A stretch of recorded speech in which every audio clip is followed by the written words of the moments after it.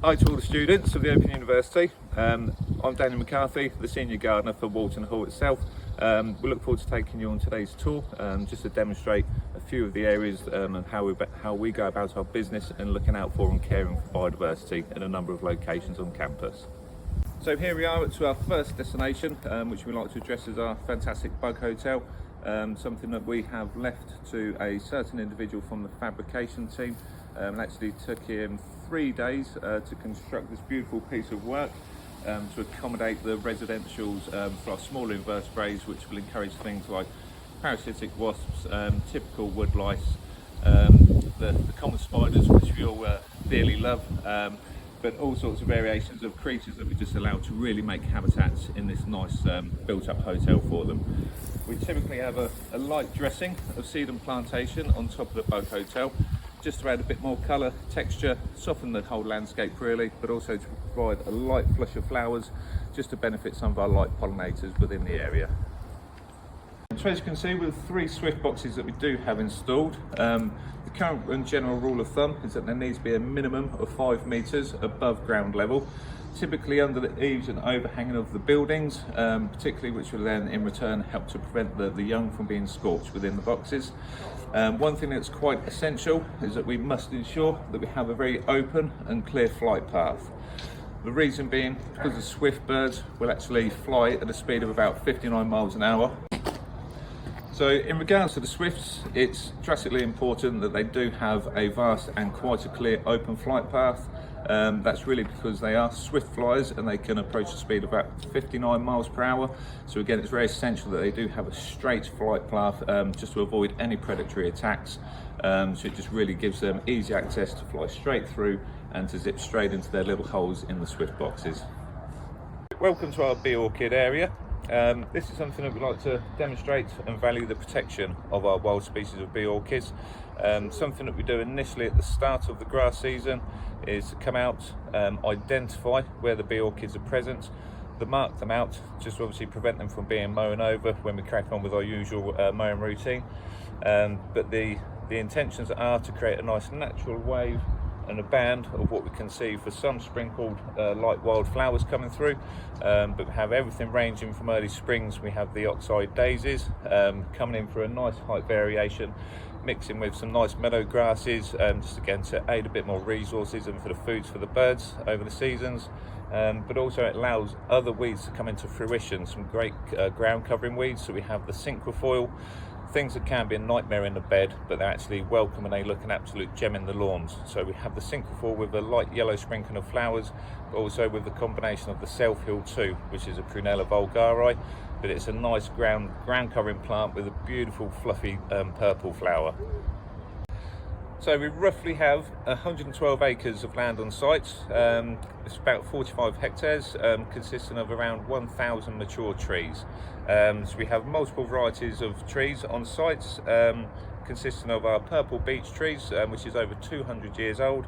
We have our ashes, oaks, white poplars, crack willows, silver birches, our maple trees, cherry trees, rowan trees, blue atlas cedars, the walnuts, horse chestnuts, weeping willows, limes, sycamores, even down to mulberry trees, again which we have a very well established 200-year-old mulberry tree at the whole mulberry lawn, Indian bean tree, but for those who love their Latin names, it's got quite a catchy one, which is Catalpa bignonioides, but you can find that down the covered walkway, alongside firs, yews, hawthorns and common alders. And just to my right, you'll see a nice variety of the trees as just been listed.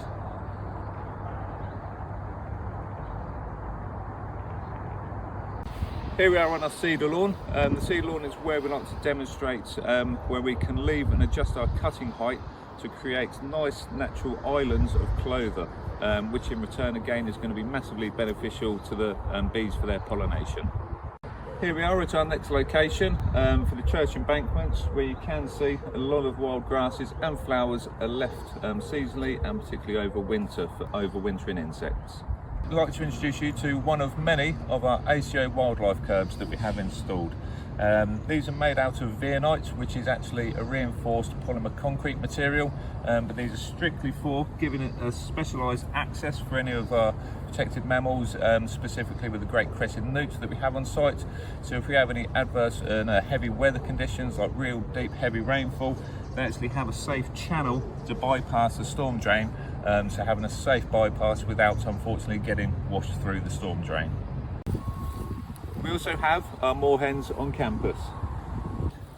So with olive brown backs, blue black bellies and red bills with yellow tips, with light green stalky legs with red rings around the tops. The breeding season usually lasts from March until July. However, if you're fortunate enough to catch them in the act, you will find that the male moorhen will approach the female while his bill is submerged underwater until he approaches the female, and then once they begin to start nibbling on each other's feathers, that is most certainly a good sign of that they are welcoming each other's company. Welcome to our Mediterranean garden on the Open University. You'll find that this garden is typically planted with the plants that can withstand the complete drought stresses. Welcome to our newt hibernaculum bed.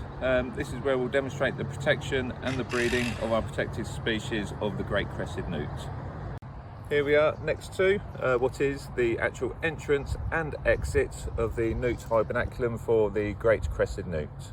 Welcome to Geoffrey Crowther's naturalistic planting area. Something here where we demonstrate and allow all the herbaceous perennial plants to upstand over winter to house the overwintering insects and smaller invertebrates. So a lot of people ask us how our hostas look so healthy and are not wholly and typically attacked with slugs. The reason being, for one, I think it's due to the specific location where we're absolutely getting full sun all day. Therefore they don't like the hot temperatures, as we know they like to favour the colder and cooler situations. So the things which we can use to prevent the attacks, which used to be an old way that we used to control pests, was with doff pellets. Doff pellets is what some people know as blue magic, but unfortunately it had a lot more downside effects and more cons than pros, should I say. So what the things are, it was blue pellets, so once it was scattered on beds, it actually looked quite an eyesore. When the birds were coming down to feed off the slugs, it was actually having an adverse effect on their health, so it wasn't beneficial at all. So the fortunate thing is now that product has now been discontinued, so that allows us to adapt and adjust to a more 100% biodegradable product, which we now use are the wall pellets, which you can find from any garden centre.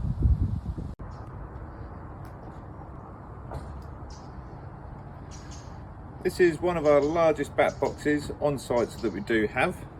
This is for the protection and the habitat of the UK's most common species of bats, which is the soprano pipistrelle. So all the UK bats and their roots are also protected by law, meaning that the boxes cannot be opened legally without a licence. However, untrained personnel like ourselves, we can either look out for signs of any feces at all, or any sounds of chattering to see if we have any bats that are present. Also with the bat boxes here, the mother soprano pipistrelle will actually give birth to one pup per year.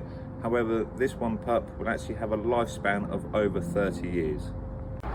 So here we are, it's one of our common species of cherry trees on site. This one's actually an experimental tree. Reason being, we used to have a problem with the ermine moth larvae, but something which in return now we've realised they're actually light pollinators.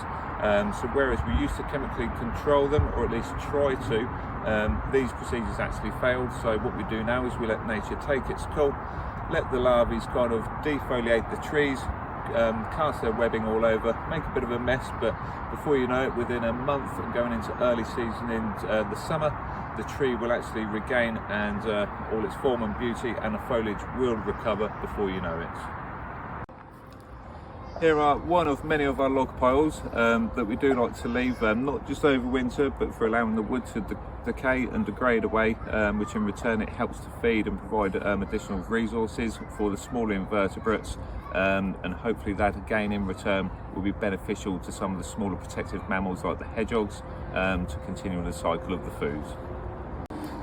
Welcome to Legacy Garden. Legacy Garden is where we demonstrate the succession of the flowers throughout the year, in remembrance with the goodwill and generosity of donors that leave a gift in their will for the actual further education and studies for the students of the Open University.